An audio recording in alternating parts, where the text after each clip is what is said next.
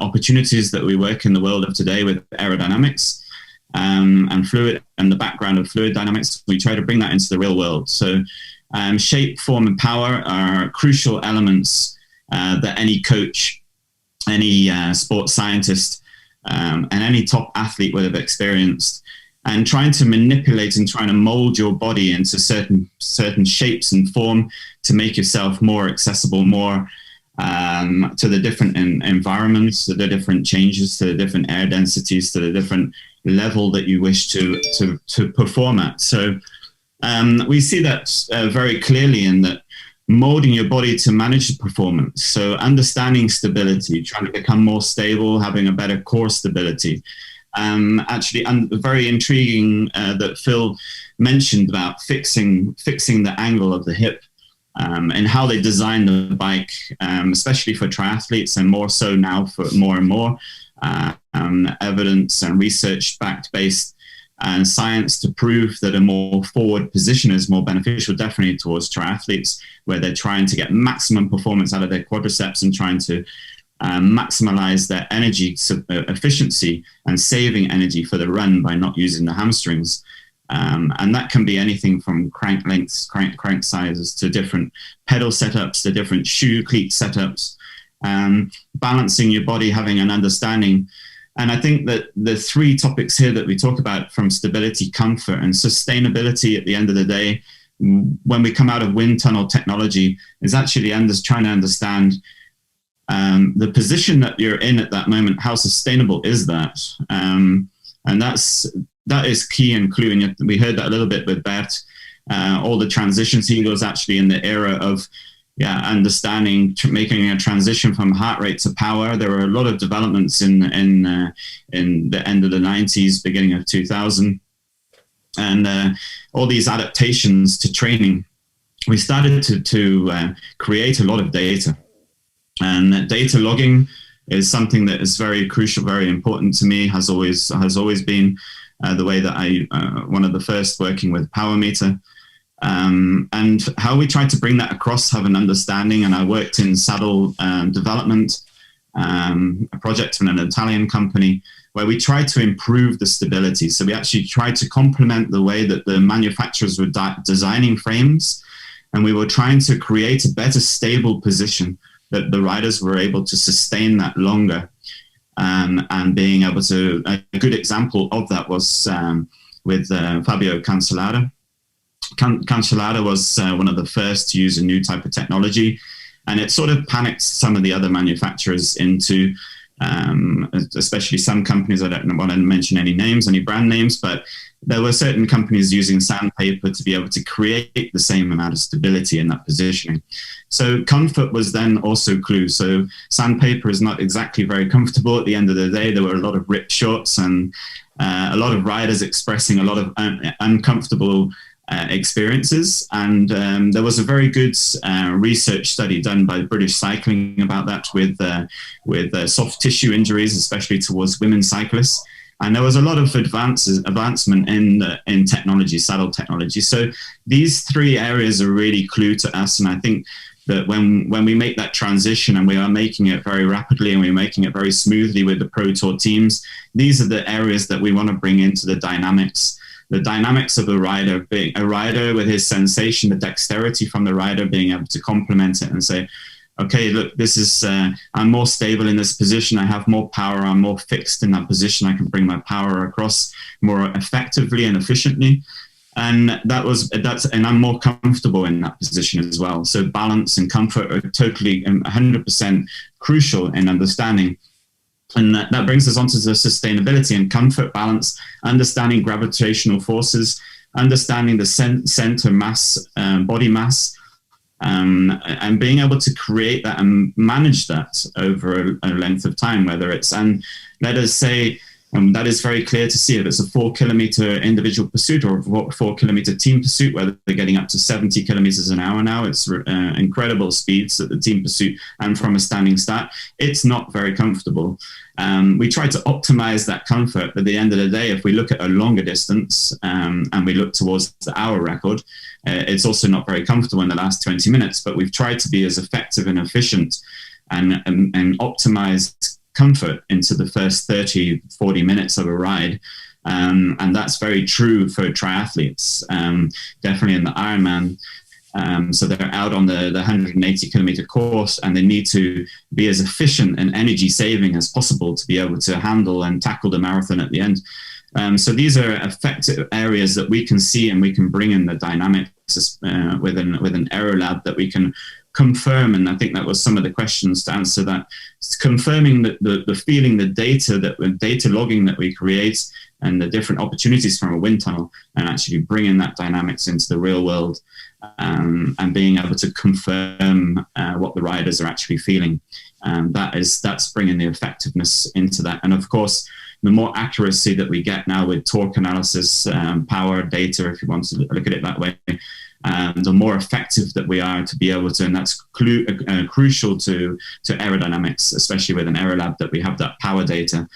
So we see ourselves as actually a home where we're going to accommodate power meter technology. We see it as a data logger. We're going to be able to accommodate many, many more ANT Plus or Bluetooth technologies. So we'll be able to understand about cooling and body temperature, skin temperature during long efforts, metabolic rates, VO2 max. There's a very good system on the market at the moment. It's becoming more and more accurate, where we can actually analyze VO2 max in the field. So all these type of components are very complementary, and we try to utilize that and channel it into being very effective towards the teams and athletes. The end of the day, if we look at saddle technology, and you can see clearly that there's always a lot of difference. Everybody's individual. There are companies that are going more to the 3D technology, where the saddle's actually going to mold to your specific body. This is very important, because any travel losses, and what I mean by that is vibration. We see a vibration and a lot of loss by a lot of shifting, a lot of movement on the saddle. This is a lot of energy cost and energy loss, basically. So we try to channel that and have a good understanding. A perfect saddle fit. What is a perfect saddle fit is something, and that goes together with saddle height, cleat positioning, crank length, positioning forwards and backwards from the on the bottom bracket. So every event, whether it's mountain biking, cross country, or is it a team pursuit, has a crucial aspect of where you are positioned on the saddle, to the ratio of gear ratio. So gears and cadence play a massive role. The bigger gear that you have, obviously you want to be try to achieve a larger gear, and to be able to go faster, further. Those opportunities are coming more and more about with the different technology changes in aerodynamics now. So that's a crucial part. So you can see that we did, and I worked a lot on this. This is actually technology that comes out of the Formula One that I've used and developed with MotoGP. And that is a technology that we try to create. We try to have an understanding of better grip, a better positioning, better vibration, understanding about cooling. And it's very crucial also with soft tissue injuries or creating a better blood circulation, blood flow. So all these areas that we see are very beneficial and crucial towards an aerodynamic position, because that holds you in a certain position, it creates your comfort, creates the opportunity to be effective, and be able to be very specific in how you work. How slippery, and this is an intriguing aspect, how slippery do we want to get? And I want to try and create a picture of this in the way that a buoyancy in fluid dynamics in swimming is super, super important. And a lot of good top swimmers have an incredible amount of natural buoyancy in them. The technologies that came forward, had a lot to do with swimming technology, was basically creating oxidation underneath the swimmer from the speed suits, and that created a bit more lift. When we created lift, it doesn't mean that we go forwards, but propulsion from let us say the levers, how they use their hands and their feet were very crucial in that. But to create the body mass and how it's positioned in the water is very similar to to how we see body mass and positioning and gravitational forces in cycling. And swimming is slightly more complex in the way that you are free. So core stability, being able to be very buoyant, high in the water, being able to, and we tried to create a better, larger surface area. So there was more still water, still water catch, and a greater amount of water and propulsion at the end of the stroke. In cycling, it's a little similar. Maybe for a lot of you, it's a little bit out of the box thinking. But in certain ways, we try to have an understanding of the different flows and the different air, yaw angles, and the different aspects of different positioning and different clothing opportunities, and how smooth that we want to create that athlete. So if I see a swimmer, how flexible and how smooth he swims through the water, bilaterally or symmetry, is very crucial in swimming. And I think that we're not there yet in cycling to have a full understanding of that. Everybody is in some ways asymmetric, but stability and symmetry are crucial in any part of cycling biomechanics.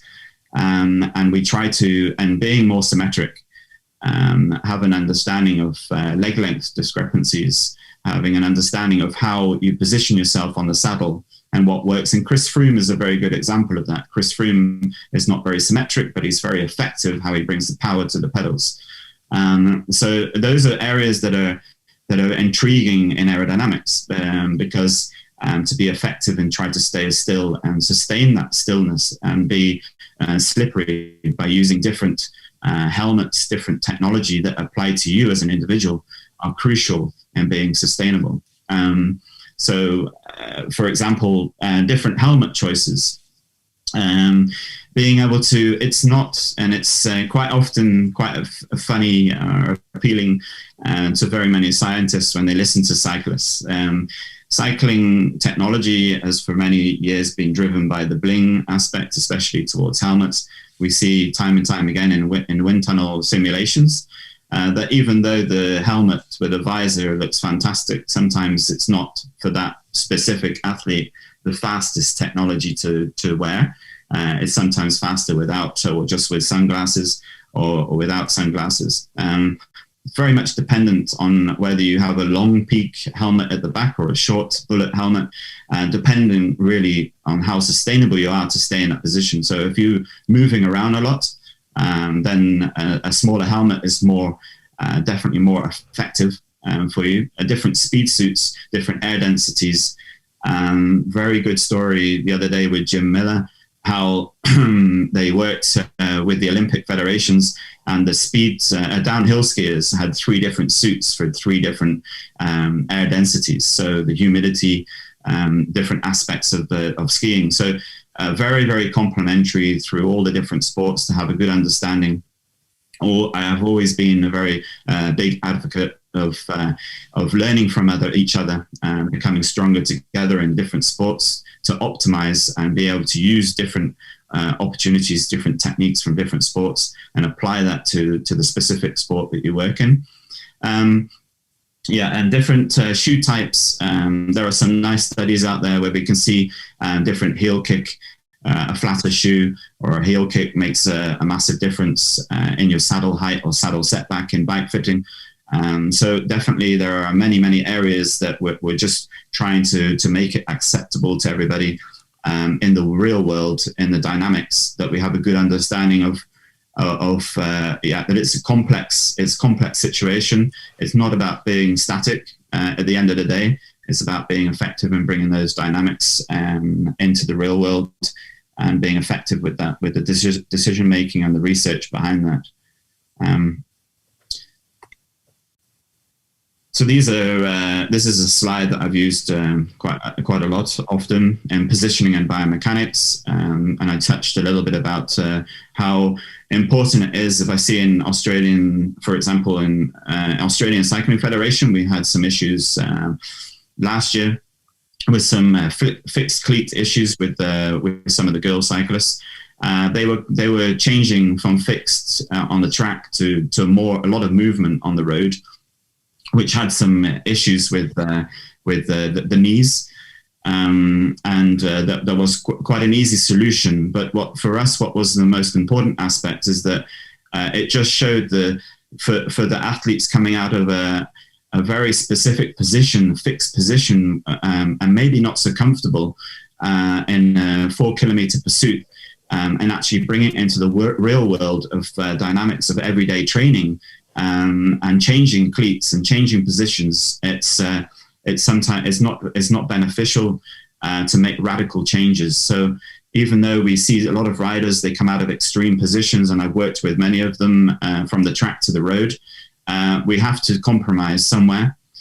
We have to be very understanding and try to optimize in the equipment, even though with certain sponsors, it's quite restricts them in the choices that they can make. But what I try to bring across here is an understanding that yes, we want to go faster, more economically, and being able to achieve the same distances, but quicker at the end of the day. Efficiency and being able to be an automatic, trying to have an autonomous system where your stress levels, your understanding of your body and being able to be in a comfort zone is crucial.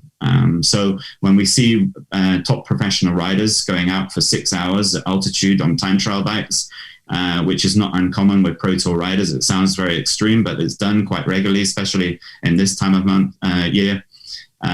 When in South Africa at altitude, not high altitude, but just getting used to being in a time trial position for a long time, maybe changed components because of sponsor commitments and these type of areas. So yeah, that's fine tuning the performance potential through all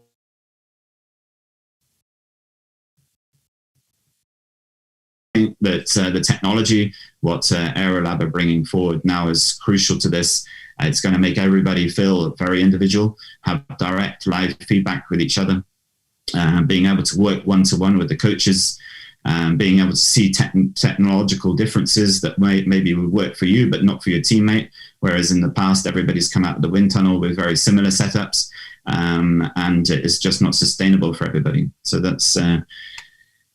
and you can see that in the evolution and the morphology, and it was a little bit touched today as well. And it's quite intriguing to see some of these old, if you see Beryl Burton and the type of technology changes and the typical British mentality around time trialing and how effective that they tried to, and all the developments that were in time trialing in those days. And basically, yeah, that we've spoken about it from the very beginning today about the Greg LeMond story with Lauren Fignon.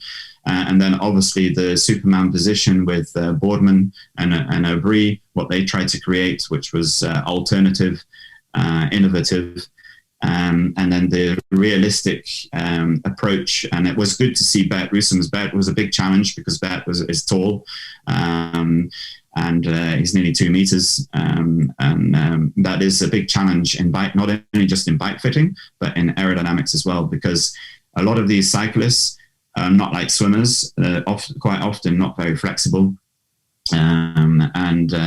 It's very difficult. It's a big challenge to try to mold them into different positions and more effective and economical positioning. So that is, we see that here very clearly. The challenges that they had within the testing, and this is old test school basically from Peter Keane days back in Great Britain, understanding what frontal area was, how the importance of frontal area, what we're trying to achieve with a big gear. In those days, what now we call a big gear, in those days it was quite a small gear. But having an understanding how important it was to have a good and a helmet that fitted correct for you, that made the correct transition between the gap on the back of your head and being able to line up with your back. That was, for Chris Boardman, a very big part of his story. Together with the frame manufacturing, obviously. But frontal area was key. For us in understanding in biomechanics is obviously body mass, positioning, gravitational forces. And what we see now is a trend of more comfort at the front, more balanced at the front. So there's lesser weighted body positioning at the front. There's much more comfort in being able to, what we call is being able to crawl behind maybe your hands, getting not so deep anymore in the frontal area, but being able to mold your body differently behind your hands. That's a key area, and being able to complement that with technology as well on top of that. So what I looked at in this is a part of my research, part of my book that was published in 2010. We looked at trying to achieve the big engine. Obviously, we're trying to work with Olympic champions, world record holders. And there were some certain key areas of, okay, the big engine, the big foundation, and trying to stabilize that and try to have an understanding of stability, not only just in the physiology, but also in the bike mechanics, of course. And that was a very important part that we came very quickly to understand in the physiology at the end of the day, the anaerobic part, the part that everybody's interested in at the end of the day, is actually trying to make yourself faster with expenditure of the same amount of energy, and being able to be sustainable in that, being able to be trying to understand and repeatable in that aspect of not only just in physiology but in positioning. So there were some big steps made in the running up to the Olympics 2012 with saddle choices, types of frame, types to manufacture it, how the manufacturers work, types of helmets, types of speed suits, how people tried. That was very interesting with Phil, what he spoke about earlier, is that in the rule book is obviously a rule book is very important to give the direction, as everybody is regulated, and there is a good understanding of that. And I think that in 2012 there were some very big steps made that were similar lines to how Speedo saw the new swimming world records with the new swimsuits. But there were certain suits that definitely in 2012 that had a different breathability that nobody had ever seen before, and also different wind trips on the suits as well, which were more aerodynamic and more efficient in aerodynamics. So that was those developments have gone further now, definitely with the technology, and it's got a lot about energy consumption as well. Understanding the metabolics and understanding skin temperature. So there's a lot of good research out there at the moment with that. So these are areas that we see finding a home for many of these portable sensors, and that's calibrating it with power meters, being outdoor VO2 max metabolic rates, body temperatures, fabrics, and trying to integrate that into a data logger that we see as a part of Aerolab, their story. So efficiency and riding faster with less energy, that is definitely what everybody wants to try to achieve. There's some old data slides here, and interestingly from what Soloist at 45k an hour, and the different opportunities. And now we have touched on it, asked them the question about where they are now at wider rims and with a rolling resistance and wider tires. And it was very clear once we started to achieve the first data analysis that there was a big difference in different equipment choices, but then also obviously with body positioning has the greatest effect in aerodynamics in frontal area, and that. So that and I touched it a little bit earlier with triathletes as well, how the positioning, more forward positioning.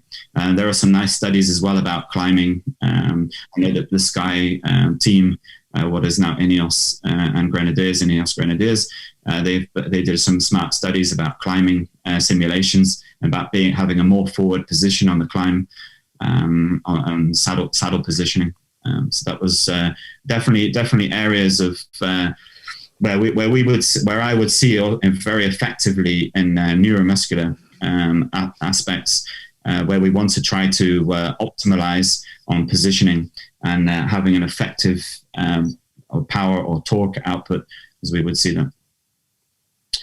So there was a study that I did with colleagues. What I worked after the Rio Olympics, I worked with BioRacer for some time in aerodynamics, and we had a good understanding of what frontal area was all about, even back in the days. And that's actually a good picture, bottom left, that's Bert Roosums, when I did some testing with him with Uli Schoberer with SRM, one of the first riders to actually do that and have an understanding of a new type of helmet that was better fitting for Bert, have a better understanding of how we can try to mold his body better.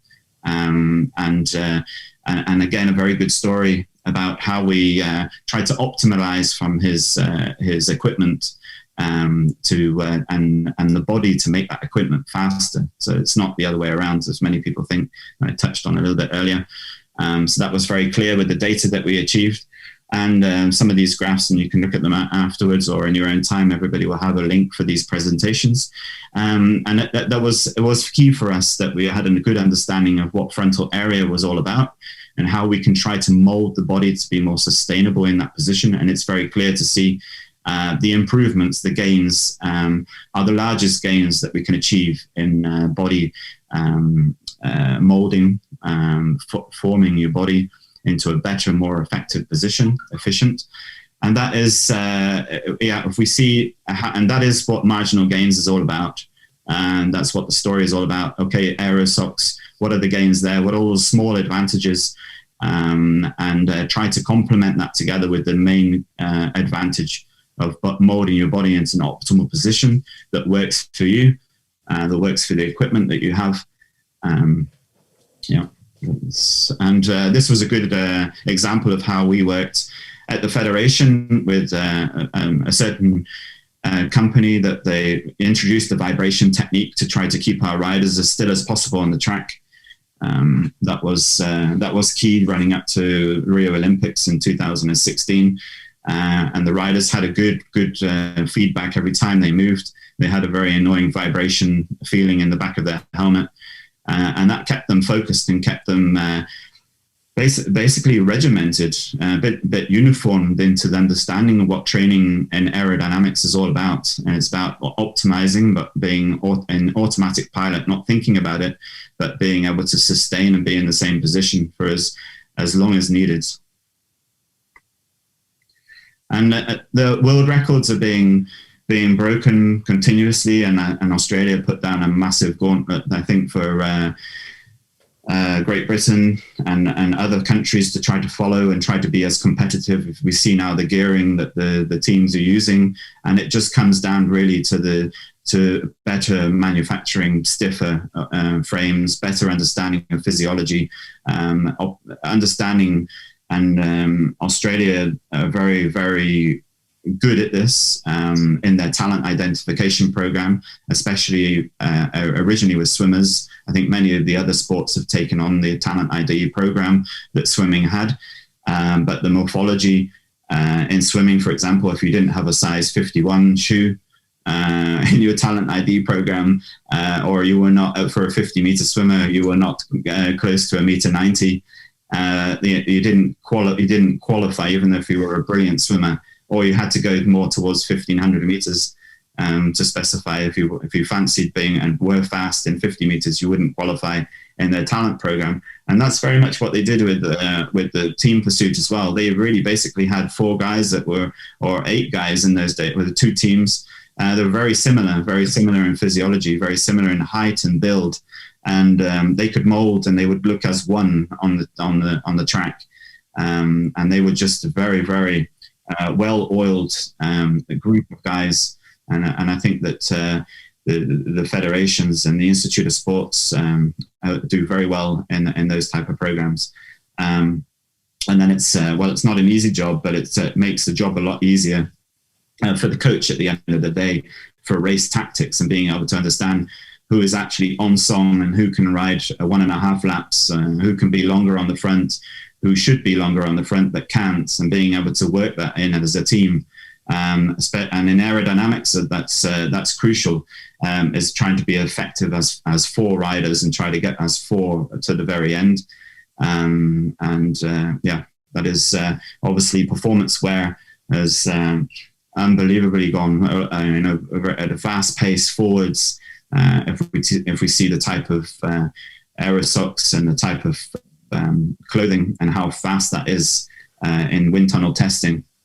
And what we can actually bring to that, and that's intriguing with Aerolab, is and after doing many hours of wind tunnel testing and seeing the guys how disappointed that they were actually by just changing a few little things, or maybe their suits were not as fast as they thought, or their bikes were not as fast as they thought, actually bringing that over into a field test environment and being able to tell them and being able to show them the benefits of the equipment that they have in the real world. I think that's a very, very important part of what Aerolab will have to play today in the next few years. There was very, very clear to see with it, and this is a very good example of aggressive positions, very aggressive but very effective for the type of performance that they want to produce. So even though we would see that it's less comfortable, and there are very, very small adaptations that can be made from this, but trying to make that as effective as possible. That was very, very clear and very key to the expertise in that type of field, in that type of environment. Whereas we look at a road cyclist, and it was crucial not only just the type of breathability, the comfort, but also bringing that aerodynamics. So again, we went into a very, very, very specific area of dexterity and good feedback from the rider. That he is positioned. You see that here also in this type of frame, and that's what Phil was talking about, how much steeper the geometry of the framework has become, and how much more stable that is in the field of work, and how much more we have to try to make that rider as comfortable as possible. And there are certain brands, performance wear brands, that are very good at that, having good understanding and molding basically that rider into an optimal position. So I'm going to go swiftly through onto that. The last thing I want to introduce you to how we see and running through a test protocol, the type of equipment testing that we can do, and how accurate that the Aerolab is, and what we can actually do with that in the real world dynamics. And we can have a good understanding here between the three shots that we have the baseline. That's always very important in any type of test environment that we make. We try to realize and try to have a good understanding of a baseline. So for this specific rider, we had a baseline of clothing, and that was crucial that we actually were running through the test protocol, that we went through to an improving and seeing a skin suit improvement. And then at the ultimate day is, and repeating that test at the end as well, is that we can see a skin suit with an aero helmet with a visor for this rider was more beneficial at that moment. So what I want to try to introduce and try to create a picture for everybody is that we have an iOS platform. We run mostly our tests on an iPad, although we can do it on an iPhone. If you're testing by yourself or just one-to-one with your coach. And the opportunity here is to actually understand that how we build a test, how we build a test protocol, the input that we put in, and we add a configuration to the test. We communicate then with the Aerolab. We communicate with an IQ app on the Garmin, and we communicate then with the iPad. So it's important in all test protocols, and I think everybody touched on that today.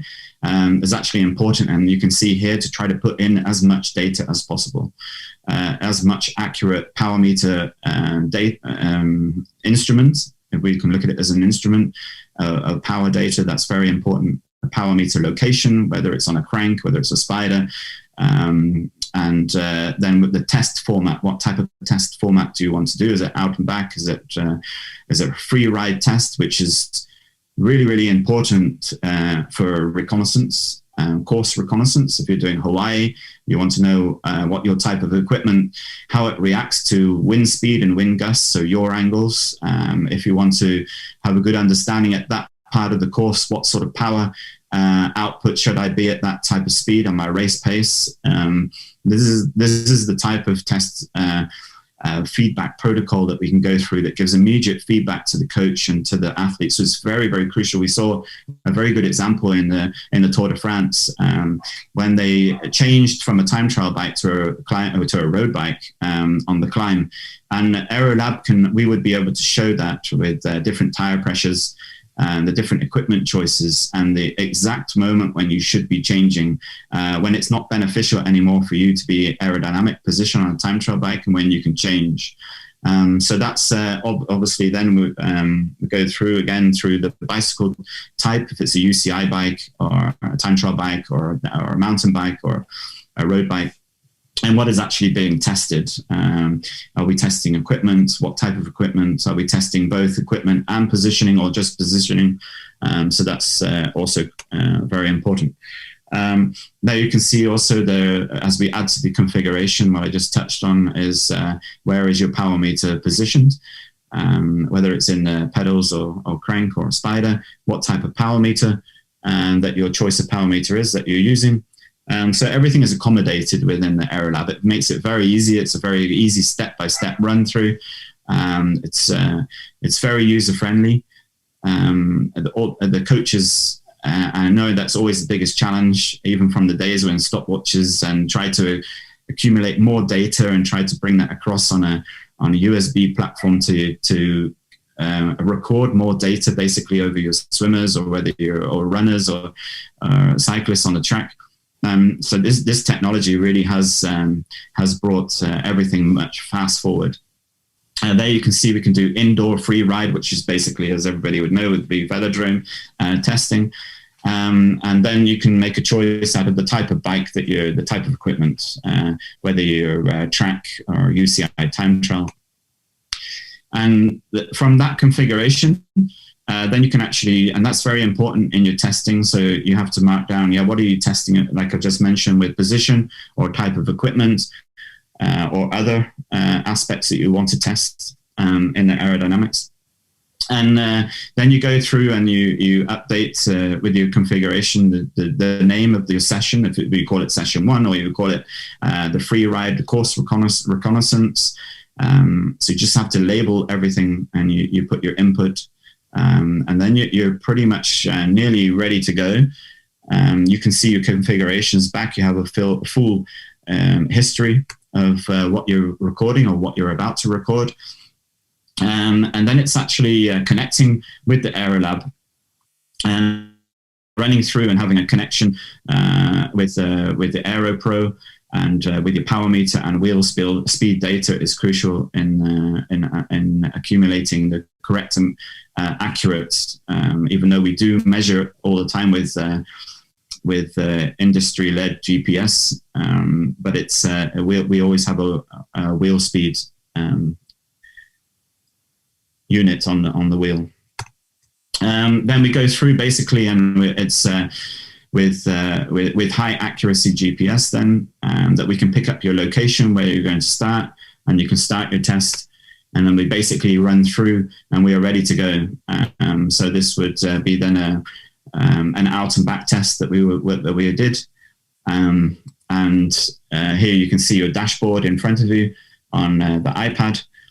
And we can see that in session 1 with our rider that we went through with 4 out and backs. So that was really important to create our baseline.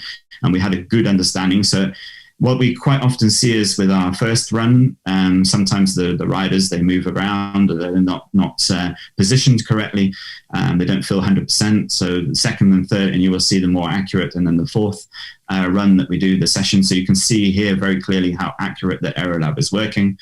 And we can get the variance as well. The variance quantifies basically how the error of margin that we've from any body shape or body movement, or for example, if there was a car passing during the test, we would see any changes in that. Session 2. With the speed suits, keeping the helmet the same, so we go gradual and in gradation through our test protocol. And there you can see we did 3 out and backs. And then we go through to session 3, which we repeat. So our last session, we always repeat, which is very important for accumulating our data and trying to be as accurate as possible at the end of the day. So there you can see very clearly with the speed suit and then the speed helmet, or an aero helmet with visor. And there you can see where we can have a clear drop in CDA, and that was very important to us to have an understanding. We're not talking about molding the body. I mean, obviously we can see in this shot that we can do a lot with the shoulders with this rider, but we're not dropping the head between the shoulders or anything. So we're keeping the same as the baseline, just having a pure understanding of, okay, we're changing fabrics and we're changing a helmet. That's all. So the next steps would be, for us with this type of rider, the next steps obviously would be maybe changing the type of bar setup, changing and molding the position, molding his body into a more sustainable aerodynamic position, and then being able to apply this to equipment choices, and making the equipment faster through a better body position. So then we can see the repeatability.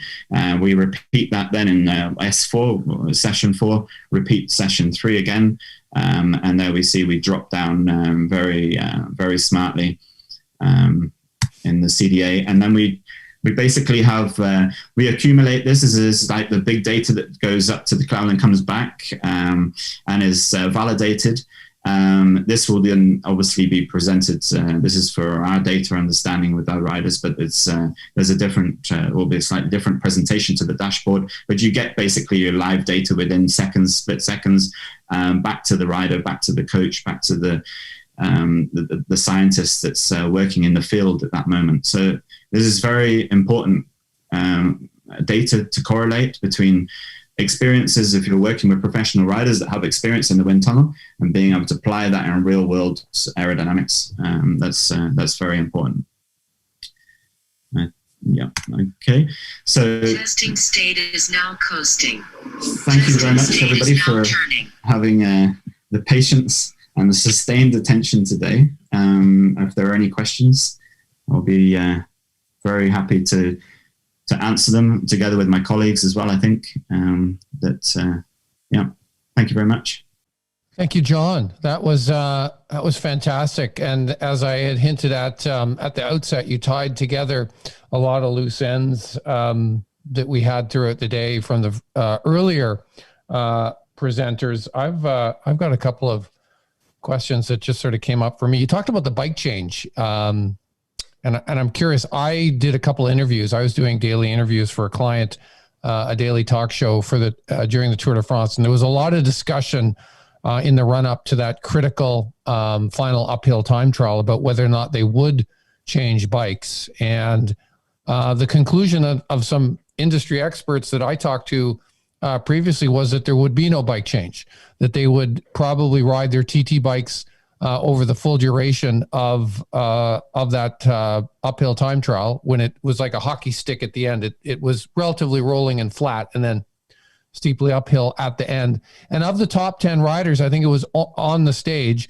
it was only Tommy Dumoulin that for Jumbo-Visma that ended up staying on his TT bike. All the other top riders, and of course the two most famous ones, Tadej Pogacar, who won that and ended up winning the Tour de France, and Primož Roglič, they opted to change to the road bike. So I'm just wondering what kind of conversations went on sort of behind the scenes with the riders amongst the teams, and were they using something as accurate as potentially Aerolab testing to come up to that conclusion? Because that change, those were critical to the outcome of that particular race, the biggest bike race of the year.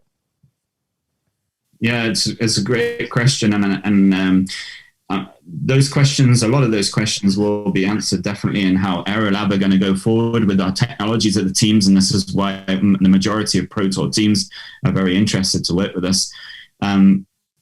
To all credibility, to credit to the Emirates team, was all about repeatability and being in the comfort zone and understanding when the bike change needed to be made. So it was pretty clear that there were no aerodynamic gains anymore, and they tried to make the rider as comfortable to climb as fast as he possibly could. So it made sense to change. The only biggest difference was between the one rider and the other rider for general GC contention was the one was trained and psychologically believed in when he should change, and it was better because they'd been there and they'd trained and they'd done well, and they had a good understanding of what everybody's job was at that moment. And the rider was basically put in a comfort zone, and he was being able to achieve maximum potential. They would have power meter data for sure, but with aerodynamic drag, maybe there was a calculation made, but a simulated calculation, and also maybe an energy metabolic rate understanding of what your climbing potential is and your energy potential. But I would say at the end of the day that it just came down to smooth team working, that they gave the rider very much like Phil was saying, they had to get the head right with the rider and make the rider believe. And I think that was the difference on the end of the day with the two teams. Yeah. The orchestration that I saw of those changeovers, if you watched, the stage unfold, and you came down to those final 10 riders, and as I mentioned, Dumoulin was the only one that ended up on his bike. All the other top 10 on the stage, the most significant being Roglic, Pogacar, as well as Wout van Aert. Those changeovers were perfectly orchestrated. It went like that, and all of a sudden they were off the TT bike, bang, on the road bike. So the actual physical changeover and the lost time for that was, I think we were thinking was going in this pre-stage discussion, we were thinking, the lost time with the changeover is going to be significant, but that ended up being relatively minor relative to the competition. So it was the actual pure performance that came down as the deciding factor on the outcome. And I think to give them credit, I think the teams were, like you said, they were very drilled, very regimented. Everybody knew what they had to do. I think where the differences will come now is that we will be able to show evidence of actual drivetrain losses, actual tire pressures, choices of pressure with tires, and when exactly that they should be changing. So there's no doubt a big difference between the time trial frame geometry and the stiffness in climbing compared to a road bike, and the lightness, obviously, how light the road bike is. So it's very easy to actually see that the losses that were made with the transition period from changing from one bike to the other were very, very quickly adapted, and all losses were cancelled out basically in the climb very, very quickly. So yeah, awesome. The floor is open for questions. I see a couple coming in. I just had one personal one. You brought up Chris Froome, very asymmetric. What does, I mean, you see him ride, he rides, well, he's not the most beautiful rider. We know that. There's certainly smoother riders out there that we've seen over the course of time. But when you say Chris Froome is asymmetric, John, what does that mean exactly? Yeah, it's very clear to see there is a big leg length difference, and how he pedals is not as efficient with one leg as the other. And so he has a more dominant leg. And with that dominance, he sits differently on the saddle. So he doesn't sit what we would say 100% symmetric on that saddle. So he uses his more dominant leg differently in his pedal analysis. So if we had a high-speed power meter, we would clearly be able to see the difference in his pedal stroke analysis would be different. And that's what I mean by being asymmetric. Okay. And would that, at those sort of monster power outputs that, those riders, are riding at for extended period of time, could that lead to sort of, muscle imbalance, injury, possibilities? Or does Froome, know this and he do some counterbalancing muscle activation strengthening exercises? Yeah, it's we're not like a contact sport like rugby or NFL or any of those big contact sports. But I think that cycling is with overuse injuries and being for a long time and not in a correct position. And what I mean is in a correct position, being maybe effective. But what we see is, shortening of hamstrings, but we do see a lot of arterial issues in the pelvic region. So There are a lot of athletes at the end, towards the end of their careers, that have to be operated, and some are operated with success and can further their careers. But there is a lot of impingement issues, and that is a critical injury prevention target from Talent ID that we try to position, try to get the riders sitting correctly from the very beginning. So some riders is very effective not to be 100%, and nobody is 100% symmetric. But the way that we try to optimize, and I think that some saddle manufacturers are very keen to be able to understand the 3D technology and be able to support every rider individually of how they sit. So yeah.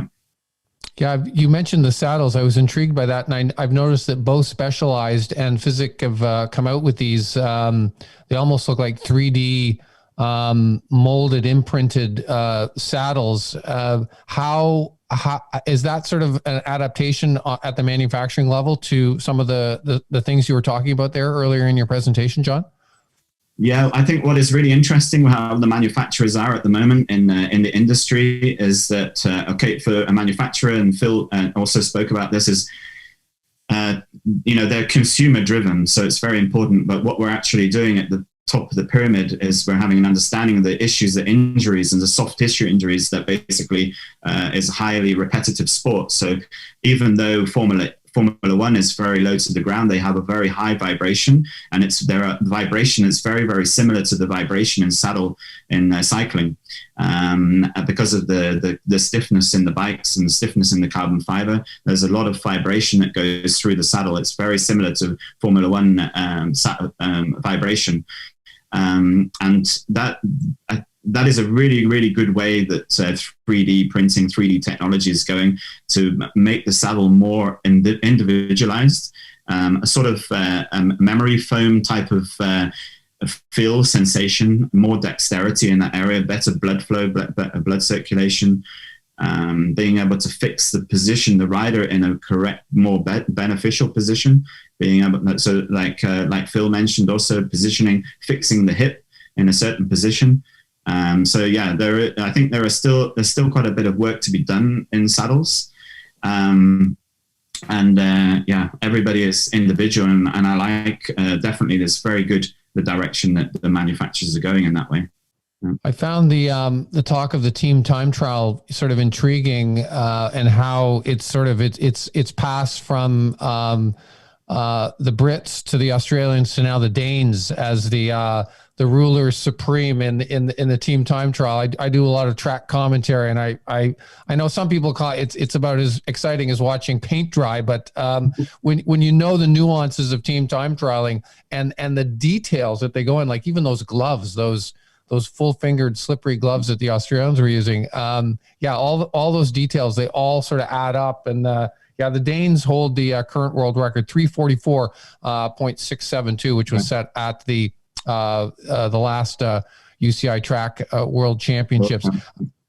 Anything to say, add to that, John? Yeah, I think it's very interesting that they also have one of the best engineers that comes out of the motorsport, actually, and they're working with a British aerodynamics specialist.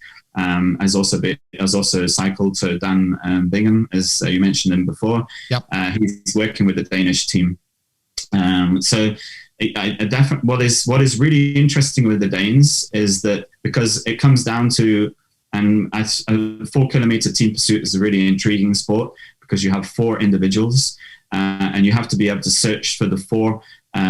For example, Bradley Wiggins was a very, very important person in the team pursuit, but the starter, Ed Clancy, and he always held that position for a long, long time, and still now, is that the experience of setting the pace and taking the team out at the right pacing, and it's really comes down to split hundredths of a seconds, and they split the track down to 125s from 250 meters. They split the track in half.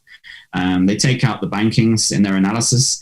It becomes down. It is intricate work, and it is an amazing team event, the team pursuit.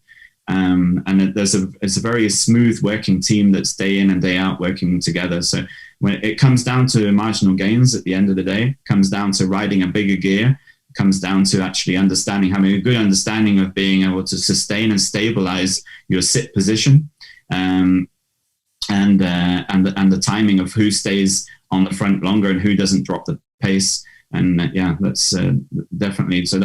The way that the Danes are working is very, very good. Yeah. Well, there's a lot of science, research, and technology that goes into it, but watching a great team pursuit and team working together is a thing of beauty when you see them and nailing it. And certainly those three teams, the top three countries in the world in the team pursuit, Australia, Britain, and now the Danes are certainly symbolic of that. We do have one question coming in from the attendees. Cosmos Devotion, John wants to know if the Aerolab system will work on an iPad. Yeah, most definitely. That's how we operate. That's how we work with our in-field testing. We work with the iPad. So it's a very smooth running interface that we have. Definitely. Yeah, it's good.